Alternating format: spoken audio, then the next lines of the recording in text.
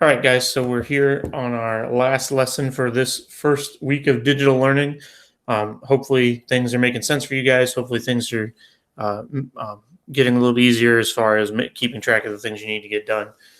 Please don't be afraid to reach out. Check your emails all the time. Email me if you have any questions. So getting right into things, today we're continuing our conversation about compound events, and specifically we're talking more about how to represent all possible outcomes in different compound events. So far we've really only looked at compound events where there are two events that happen. You can see here, they call those two-stage events. Today we're going to look at some compound events where there's actually more than just two things that happen. But we're going to start with a quick review. You can see here our Mr. Stick Figure guy is flipping a coin, and then he's going to spin this spinner, and we want to figure out what are all the possible outcomes that can happen when he does those two things. So we're going to create an organized list just like we did yesterday, where we show our first set of outcomes from flipping the coin.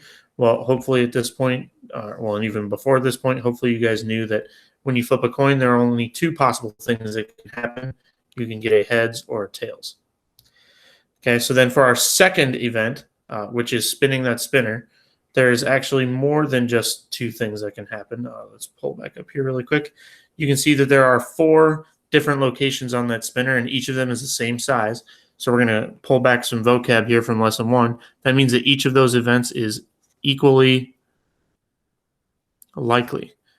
So we have 4 equally likely outcomes, and each of those can happen whether we throw a heads or a tails. It doesn't matter. What we flip on the coin, we could get anything on the spinner. So after we flip a heads, we could possibly spin any of these 4 numbers, which would be 3, 4, 6, or 9. And same thing, if we were to have flipped a tails, we could spin any of those 4 numbers, 3, 4, 6, or 9. So as you can see here, there are 1, 2, 3, 4, 5, 6, 7, 8 possible outcomes.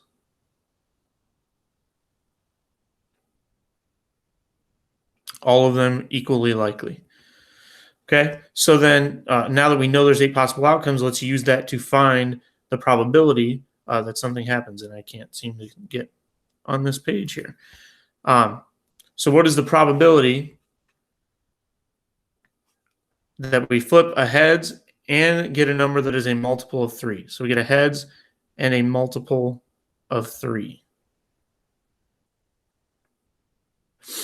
Well, if we go back to our organized list, obviously we're just looking at heads here. So we flip a heads first and then get a multiple of 3. Well, 3, 6, and 9 are all multiples of 3. So there are 3 possible outcomes. Or excuse me, there are 3 successful outcomes of getting that combination of heads and a multiple of 3 out of 8 possible outcomes. Now, if you put that in your calculator, do 3 divided by 8, you're going to get the decimal 0.375, which translates to about 38%. Okay? So there's about a 38% chance when we're doing this combination of things that we could get a heads and a multiple of 3. So then let's look for the first time at an example where we have compound events where there's more than just 2 things happening. Okay, so if you read, this time we're still tossing a coin, but instead of only tossing it twice, we're going to toss this coin 3 times. I know it's a really big change, but it actually does create a lot more possible outcomes. So we're going to start with something we haven't done yet. And you guys have done something similar to this in the past. In 6th grade in Mr. Kopp's class, you guys did factor trees. But this is called a tree diagram, and our tree diagram is going to show us what all the possible things that could happen are. So we start with, what if we were to flip a heads on the first coin? Okay, so we flip a heads on the first coin, and then what are our possible outcomes for the second coin? Well, of course, we could flip a heads or a tails for that second coin. And then let's say we do a heads and then a heads. Well, we still have to flip the third coin. So again, we could get heads or tails for that. What if we get heads and then tails? Well, again, we have to flip the third coin, so we could get heads or tails for that. So this is just one of the factor trees if we were to flip a heads first. But we could also flip a tails first. And if we flip a tails first, again, we could flip a heads or a tails. And then same thing, if we flip either of those, we could flip a heads or a tails. So down here at the end, this last row right here, that's actually going to show you how many possible outcomes there are, but we're going to come back to that in a little bit. The next thing they said is, okay, now we want to take that factor tree and we want to change that to an organized list. Okay, so we're going to take that factor tree, we're going to change that to an organized list over here. And we're going to do that by listing all the possible outcomes. Now you have to remember that there are 3 events. So when we write our organized list, we still start with the first event. Our first event is either a heads or a tails result. But now when we're writing our other events, each of these things should have 2 outcomes for their events. So our first combination of things, if we follow our factor tree, if we come right down this line, it would be heads, heads, heads. So over here in our organized list, we have our first heads already. So that would be heads, heads. Then our second one would be heads, heads, tails. So we come back over here. We already have our first heads, so it'd be heads, tails. So again, this first one is heads, heads, heads. The second thing in our list is heads, heads, tails. Okay, and you can kind of see, I'm not going to keep drawing over here on the factor tree, but you can kind of see how this is going to go. We're just going to follow all of those branches of that tree. And so from there, our next possible outcome is heads, and then tails, heads, and heads, tails, tails. So then we can go back over here to our other tree where we start with flipping a tails. So if we get a tails first, we could go tails, heads, heads, tails, heads, tails, tails, tails, heads, or tails, tails, tails. Okay, and again, you can see if we were to count 1, 2, 3, 4, 5, 6, 7, 8 possible outcomes. Same thing we got over here. 1, 2, 3, 4, 5, 6, 7, 8 possible outcomes. So that answers our question for part B. It says how many total outcomes are there in this sample space? Well, there are 8 possible outcomes.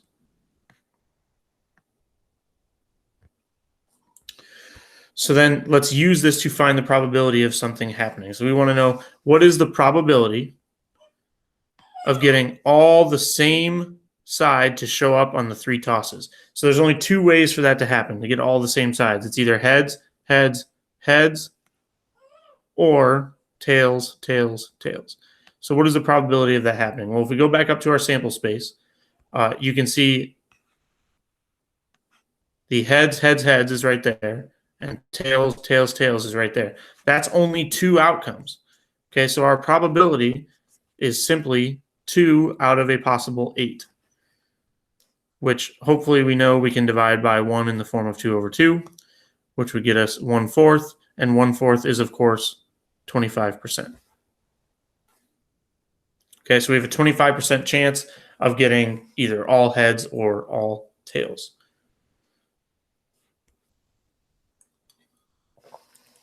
So then tree diagrams are actually a really useful way to represent compound events where there's a lot of different possible outcomes.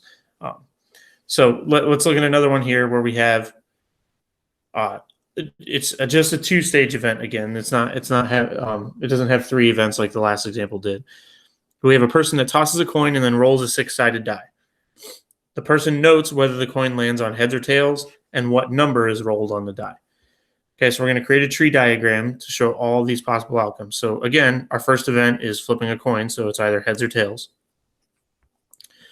Then our second event is rolling a die. So we actually have 6 different outcomes every time we roll a die, and it's the numbers 1 through 6. And same thing if we were to flip a tails first, we have 6 possible outcomes for what shows up on the die. 1, 2, 3, 4, 5, and 6. So we have kind of a weird looking tree diagram. It really kind of just looks like the H and the T have like hula skirts on, like they're in Hawaii or something. But they don't really look like trees much to me. But that is our sample space. So you can see, you could count, there are 6 possible outcomes over here and 6 possible outcomes over here. So that means that there would be 12 possible outcomes.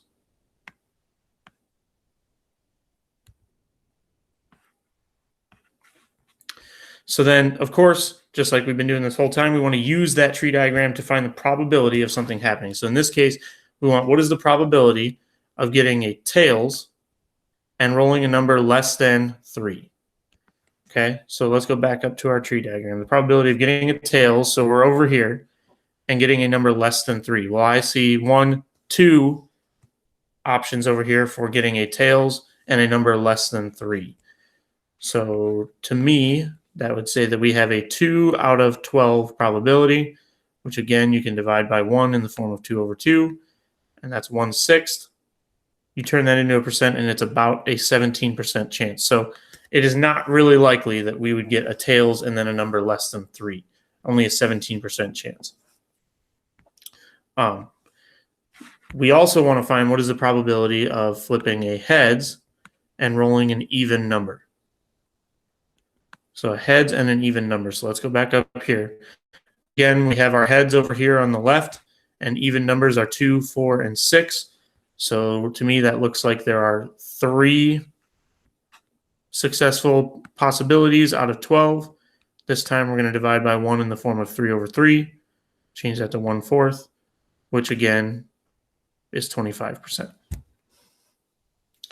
Okay, so it's a little more likely that you get a heads and an even number than it is a tails and a number less than 3. Moving on down to our last exercise for this lesson. Probability can be very tricky the more stages that you add to it. Okay, so let's look at one more example. And this time, Kirk is giving a 4-question true or false quiz for which he has not studied. So Kirk is taking a quiz. He's not studied for it, but all the answers are true or false. So he's going to guess. How many of you guys have ever been in that position before? So he's got to figure out, he wants to know what is the probability that he gets all of them right.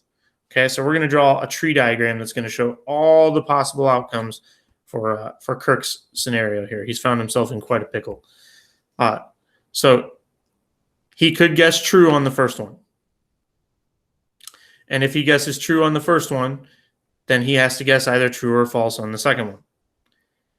And then on that one, again, he has to guess either true or false, depending on what he picks for that one. And for each of those, because we've only had, this is 1, 2, 3 questions, we still have another question to deal with. For each of those, he could pick true or false.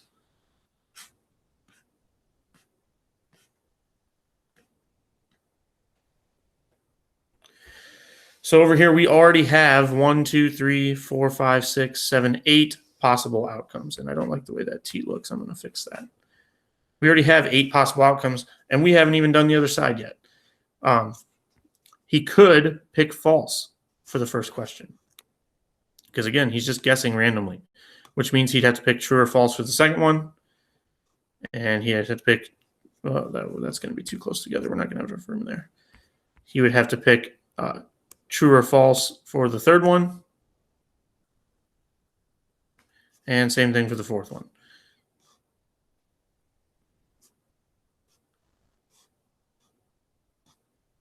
This kind of looks like a Christmas tree.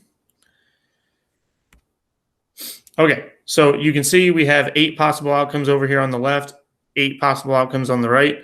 Hopefully we all know we're in 7th grade now. We should know that 8 plus 8 is 16. So knowing that there are 16 possible outcomes, we want to find what is the probability that he gets the correct answer. And so in the next question, they tell us the correct answer is the sequence true, true, false, true. So we want to know what is the probability that Kirk guesses that exact combination of 4 answers. Okay, so let's go back over to our tree diagram and see if we can find that. So true, true, false, true. Be right there. So that is one possible combination. That only happens one time. So the probability of, oh, I changed my color there. The probability of true, true, false, true is 1 out of 16 possible combinations, which if you do 1 divided by 16 in your calculator, you're going to see that that is about 6%. So what this tells me is that you should probably study for your quizzes, because if you're just going to go ahead and show up and guess for this particular quiz, Kirk would only have a 6% chance of passing, of getting them all right, which is not great. So that's it for this lesson. That's it for the notes this week.